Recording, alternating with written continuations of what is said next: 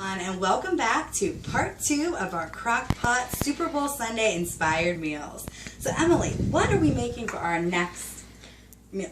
Well, Lisa, I figured that we would have another dip, and this one is actually a bacon cheeseburger dip. Oh, I love bacon cheeseburger dips. I mean, a lot of our fans love anything that comes with bacon. So, Who doesn't? Now, how did you get inspired by this dish? Well, actually, Lisa, my fiance is very good at making this dip. So he is here, and I was thinking, if it's okay with you, we might as well just bring him on here and let him explain how he does it. Yeah, that's right. We have so many guys and dads in Crockpot Moms. Might as well. Come on, Chuck. Come on over. That's awesome. Hi. Thanks so much for having me on. Hi, Chuck. How you doing? Nice It's so nice to meet you. It's so exciting. Now, Chuck, can you introduce yourself and where you're from? Yeah, my name's Chuck. I'm originally from Erie, Pennsylvania, but I've been living in Pittsburgh for the last couple of years with my fiance Emily. And, Yes, and I hear you guys just recently got engaged. Yes, Right? Oh, yes, just before the new year. Oh, Very congratulations. exciting. That's so exciting. Now, what are you making for Super Bowl this year? What is one of your staples that you like to make? One of my favorite dips is going to be the bacon cheeseburger dip, and it's really simple. It's an easy spin on a classic dinner meal, and I feel like a lot of people really like it. Okay. But it's basically just ground beef and cheese, and whatever else you really like with it. We have some diced tomatoes and bacon. We'll get to that here in just a little bit then. Okay, sounds good. So basically, I'm looking here. It looks like there's just 5 ingredients. It Yeah. seems really simple. Really is. Can you tell me what are the ingredients we're using for this dip? Well, actually, this is almost like a substitute. We used ground turkey. You can really use any kind of ground beef with it. The turkey's a little bit leaner, not as much grease with it, so it's really good. Yeah, I always hear that ground turkey is so much better. I mean, people love the beef too, so you can try either or, but the turkey is leaner if you are starting your new year out with a great resolution of dieting and just staying healthy. But either way, they're both delicious. Sure, and you can season it how you like. Maybe the garlic salt, some black pepper, things like that. So however you really like to make it, you can dress it up, make it your own. Okay, wonderful. So how do you make this dip? Well, it's basically like a lot of other dips. You like to go with the layered approach. Usually what I first start with would be about half or so of the ground beef, and it gets a nice base coating on the bottom of the crock pot. So we go ahead and scoop that right in there. And you don't have to worry about it being too flat because, it's going to wind up, as it cooks, you're going to stir it up every once in a while, kind of get the cheese a little more, melted and kind of a thorough consistency there. So you're going to start with that. Here, I'll take that from you. All right, great. And I usually keep the meats together, just like a lot of burgers, things like that. So next would be the bacon. You can just sprinkle some of the bacon in there, however you really like it. So I spread that out.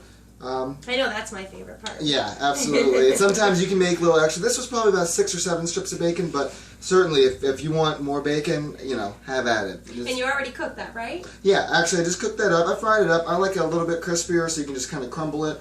Not everybody likes a real crispy bacon, so, Sure. We can actually hold off on those. I mean, everybody likes onions a little bit differently. If you're making this for a large group of people, you might want to hold off on them. I usually like to use them as a garnish.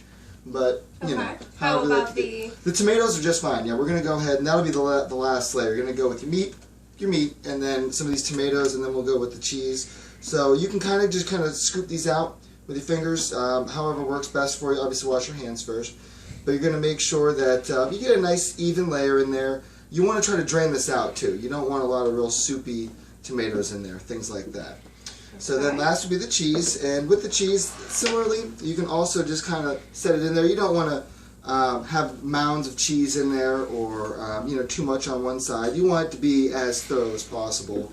Nobody really eats a cheeseburger with just half the cheese or half the tomatoes, half the bacon, things like that. So let's go ahead and get that put in there. It's a nice layer you have going on. Yeah, and it doesn't have to be perfect. I just try to make sure I don't have anything really stacked up on one another. It's going to be enough food as it is. You don't have to make it any taller than need be. Wow, it's looking really, really good. I mean, look at this right now. So you don't just kind of dump it in. You're kind of placing, you're layering. Sure. Okay. Yeah, absolutely. And that kind of keeps it a little more uniform. Like I said, if you're going to wind up stirring it up later on, it's going to wind up getting mixed. So that's just fine. And then you actually just go ahead, you can add the rest of the ingredients. So you can go ahead and smooth it out just like before. You go ahead and scoop it in. And if you have to use a spoon or your hand, things like that, obviously just kind of smooth it out. If you can take that'd be great. Thank you. Thank you. Okay. There we go. Just spread Here's that the out. rest of the bacon.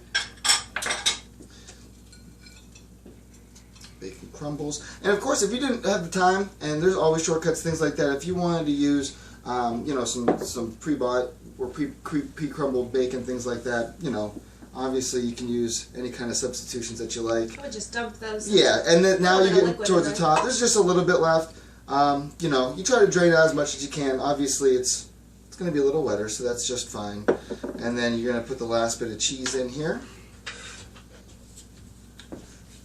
Wow, it's looking so good. And we'll let you guys see what this looks like once everything's kind of in there, so you get an idea. And like I said, you know, you can add the onions prior to the melting, which I typically do. Some people like to keep them a little bit crunchier, and then you could add those at the end. So, you know, to each their own. Same goes with the seasonings and things. Looks awesome. And then just go ahead, and then you can... And then what is that you're topping off the dip with? These are just some nice green onions, some scallions. These are fresh, nice and chopped. You can actually get a really nice smell from it. It really brings out a lot of really nice flavors in there. So it really, really kind of livens up the dish a little bit. I think you really like that. It kind of gives it color too. Yeah. Like it really brightens it up. And it's a nice bright dish anyways with the with the reds and the yellows with the cheese and everything like that. It gives it a really nice sharp contrast in there. So wow, that looks so good. Now, how long do you cook that for? Basically, you just gotta melt everything. I mean, the meats are all pre-cooked, so some people like to prefer a little bit thicker. But I'd say if you're going to be leaving for work and going to be out for the day, then leave it on low. Okay. If you need it in just a few hours, put it on high. Keep an eye on it. Once it's all melted up, you know, ready to eat. Sounds good. You can always do it on low for probably about 6 hours.